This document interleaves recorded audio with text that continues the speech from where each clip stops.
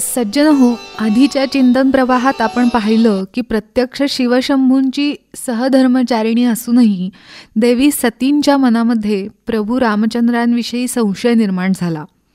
वास्तविक देवींनी अगस्त्य मुनींकडून श्रीरामचरित्र विस्तारपूर्वक श्रवण केलं होतं. त्यावर अधिक भर म्हणून श्री महेश्वरांनी भारी भक्ती रहस्य श्री अगस्त्य मुनींना अत्यंत प्रेमाने समजावून सांगितलं. याचं श्रवण सतीजींनी केलं होतं.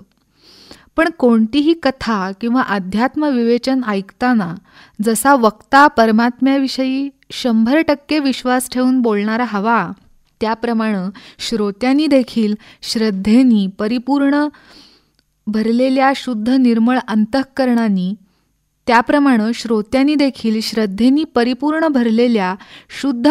निर्मळ अंतःकरणांनी वक्त्याप्रती सादर भाव ठेवून श्रवण केलं तरच गूढ गोष्टींचं रहस्य समजू शकेल आणि खऱ्या अर्थाने श्रवण घडेल. विश्वास आणि श्रद्धा हे 2 घटक परमार्थाच्या वाटचालीत अत्यंत मोलाचे आहेत. महादेवजी हे समस्त जगाचे आदिगुरु तर आहेतच, पण सतीजींसाठी देखील ते या प्रसंगी सद्गुरु रूपानेच आहेत. सद्गुरु वचनांवर श्रद्धा न ठेवता मनात अज्ञानरूपी मायेचा उगम झाल्यामुळं प्रत्यक्ष शंकरांच्या वचनावरही सतीजींनी शंका घेतली. त्यांच्या मनातला हा संभ्रम अंतर्यामी महादेवांनी ओळखला आणि परोपरीने त्यांना पुष्कळ समजावून सांगितलं की अगस्त्य ऋषींनी ज्यांच्या कथेचं वर्णन केलं, ज्यांच्या भक्तीचं रहस्य मी मुनींना सांगितलं, तेच हे माझे आराध्य श्री रघुवीरजी आहेत, ज्यांचं ध्यान सेवा ज्ञानी मुनी योगी आणि सिद्धजन शुद्ध चित्तानी करतात.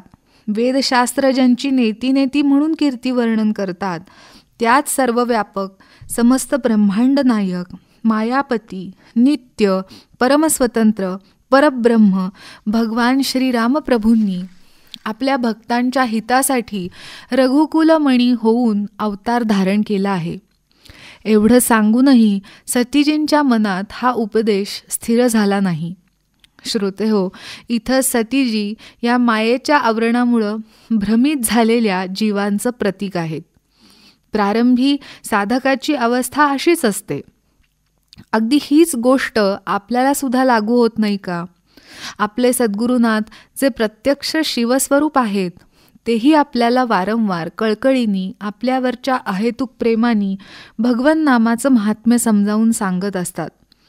परंतु आपण मात्र मायेच्या घट्ट आवरणामुळं सद्गुरु उपदेशाला मनामध्ये स्थिर करत नाही, त्यावर संशयरहित पूर्ण विश्वास श्रद्धा ठेवत नाही आणि म्हणून त्या निर्गुण परमात्माचा सगुण साकार अवतारही आपल्या अंतःकरणामध्ये ठसू शकत नाही. सतीदेवींचा संभ्रम दूर करण्यासाठी भगवान शंकर त्यांना सत्यस्थितीची परीक्षा घेण्यासाठी सांगतात. गोस्वामीजींनी चौपाई लिहिली, इहा संभू असं मन अनुमाना दच्छ सुता कहू नाही कल्याणा मोरेहू कहे न संशय जाही विधी विपरीत भलाई नाही. अर्थात श्री शंकरांनी असं अनुमान केलं की जिथं माझ्या समजवण्यानंतरही या दक्षकन्या सतीचा संभ्रम दूर होत नाही, याचा अर्थ नियती किंवा विधाताच जणू हिच्या विपरीत झाला आहे. आता या सतीचं काही भलं दिसत नाही. सद्गुरुरूपी महादेवांवर केलेल्या अविश्वासाचा विपरीत असा परिणाम पुढे सतीजींच्या प्रत्याला आला. याचं वर्णन पुढील चिंतन प्रवाहात पाहू.